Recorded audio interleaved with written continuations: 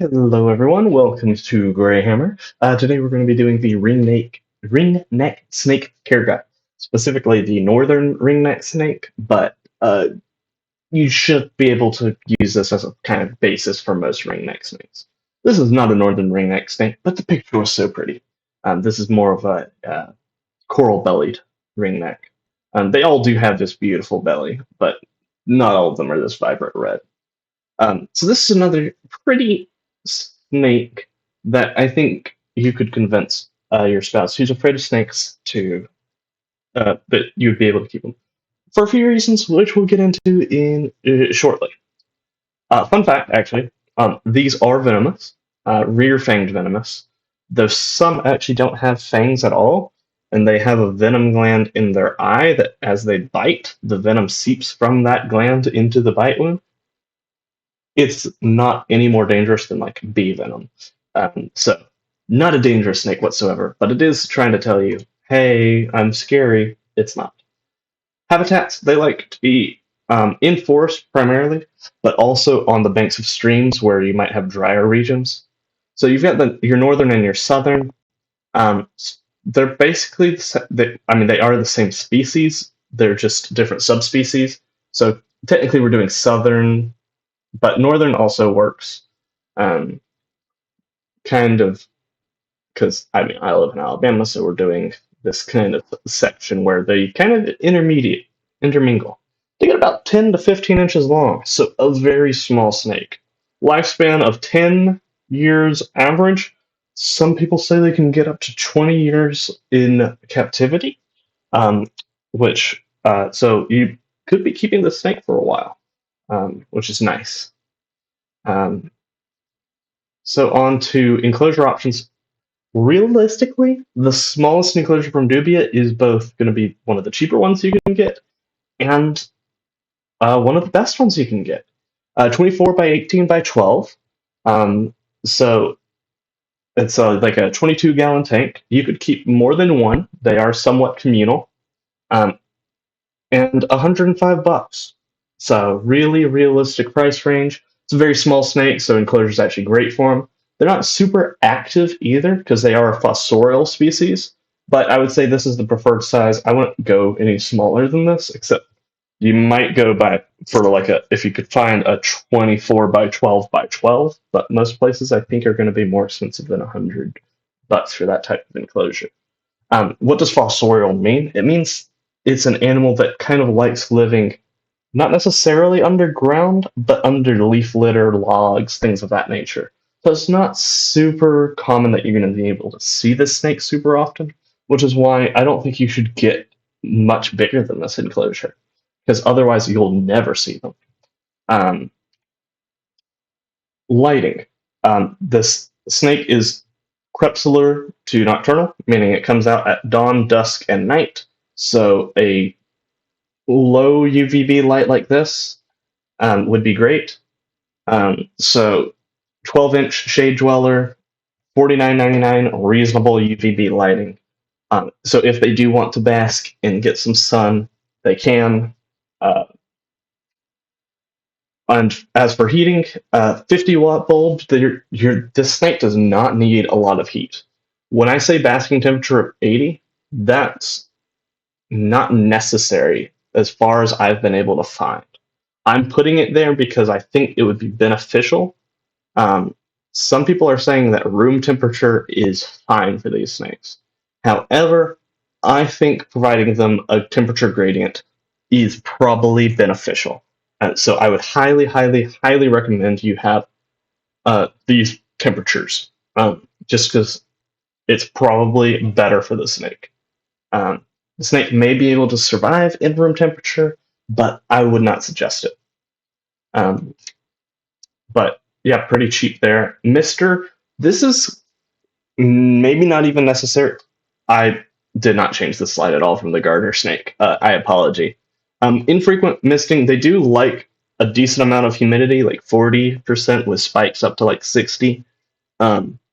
I would not say paludarium setup for these guys. You're going to want a lot of soil and a lot of leaf litter and hides for this snake.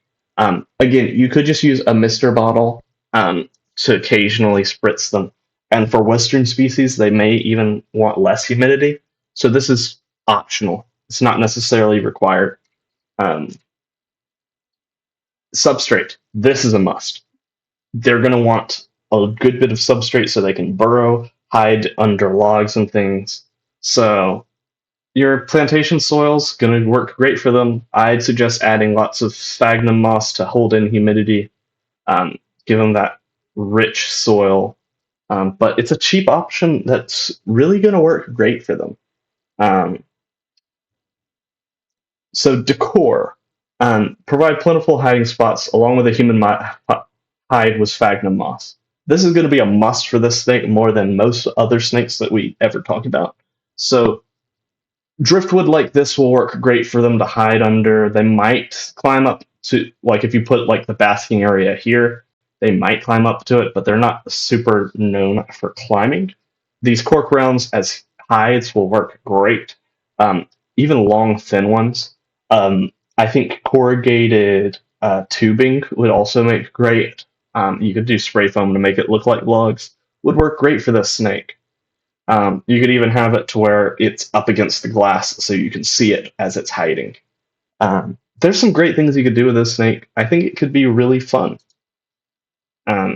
Feeding. So this snake loves soft-bodied insects. So things like crickets, roaches aren't going to be what you feed this snake. You're going to feed them things like earthworms, silkworms, and black soldier fly larvae.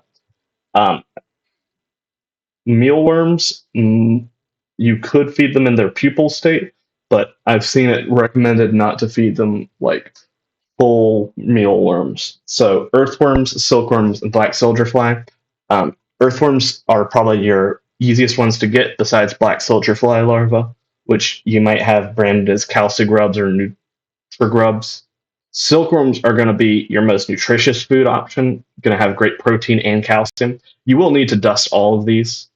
And then black soldier fly larva, it's a good nutritious food option, has some good calcium. And you're going to want to feed this snake once per day if it's a juvenile, 2 to 3 times a week otherwise. This is going to be a pretty short video, but we'll probably go into a little bit of information at the end of this that I think would be useful to talk about. So putting all these together, I did put less plantation soil than the garter snake because it's a smaller enclosure. You're going to get to about 280. You can bring that down to about 220 if you get rid of the mister. Now note this doesn't factor in decor, so you might spend a little bit more than that. But it's altogether a great and inexpensive snake. Note, though, that this is not a snake for beginners, I'm going to say. Reason why is because a lot of these are wild caught, and it's very difficult to get wild caught animals to eat captive food. Earthworms will probably be good for them. Silkworms are very colorful, and so you could maybe do that. You could maybe even make the argument that small hornworms would be viable for these snakes, but they're not a beginner snake. Just because you can go catch them in the woods or buy one for $20 at a website does not mean you should keep these. You need to be very careful and try and provide for this snake's needs. But if you are prepared for that, this could be a great snake for you. So we're just going to go a little bit into just a little information about snakes, mainly about venom in snakes and some interesting things about them. So snakes generally fall into 3 or some common snakes. All the snake groups that have venom are these 3 snakes. You have colubrids, which are generally not venomous, though they do have some exceptions. Then you have elapids, which are things like cobras, coral snakes, things of that nature. And then you also have your vipers. I'm blanking on the scientific name for vipers. Colubrids, elapids. Okay, vipers, whatever.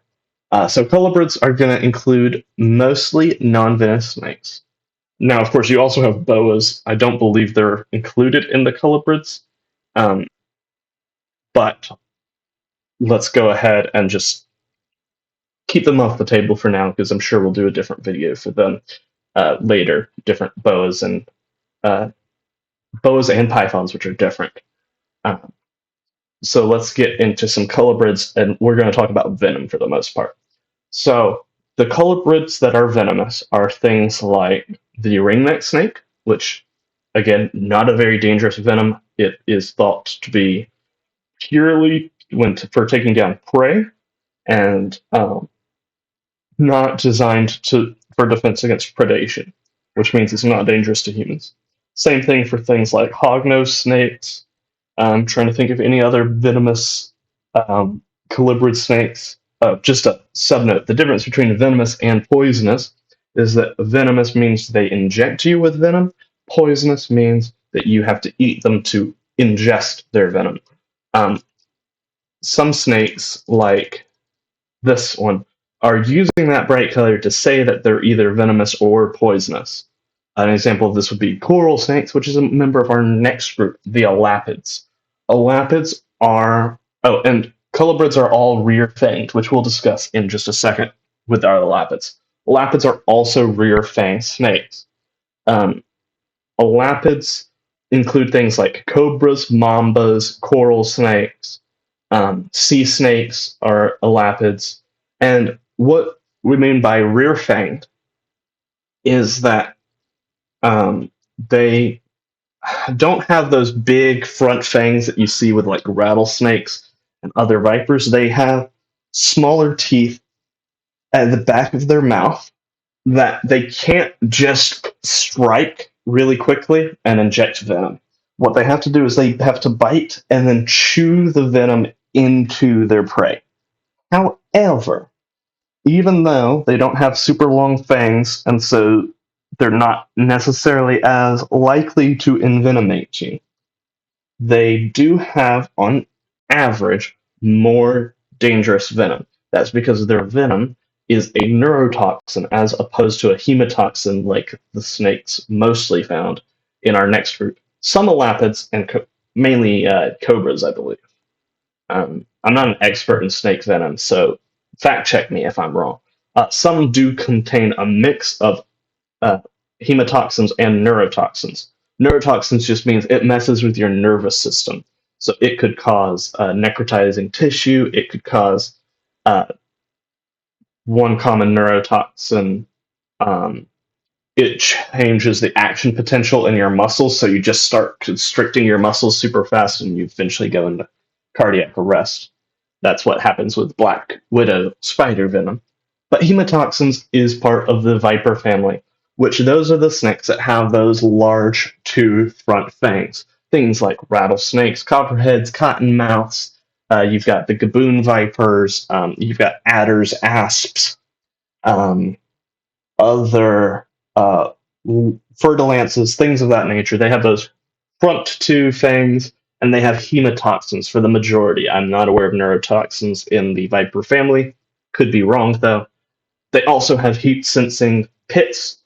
At least pit vipers do. Things like rattlesnakes, they can see thermally. It's not really seeing, but it's similar to it. Um, and that hemotoxin is going to attack the blood. So it could degrade your blood. It could cause your like blood cells to explode, basically to lyse your blood cells. Um, it could cause cardiac problems, breaking down tissue. Um, can be really dangerous, but in general, the venom's not as dangerous as your neurotoxins because nerves are a lot more difficult to repair. We're actually really great at repairing things like blood cells because you produce blood cells really quickly. Heart, it gets a lot more difficult. Um, but nerves, it's very difficult as well, especially if those nerves fully break down. But that's been your little crash course in snake venom. Let me know if anything there was incorrect. Again, I'm not an expert, and I kind of wasn't expecting to talk about venom, so that was all just off the cuff head knowledge. Um, we'll probably do another video about venomous snake identification because there's a lot of myths about it, and I kind of want to set some straight that have been bugging me recently. But anyway, please comment, like, and subscribe. Let me know what you like about this video, and I'll see you in the next episode. Farewell.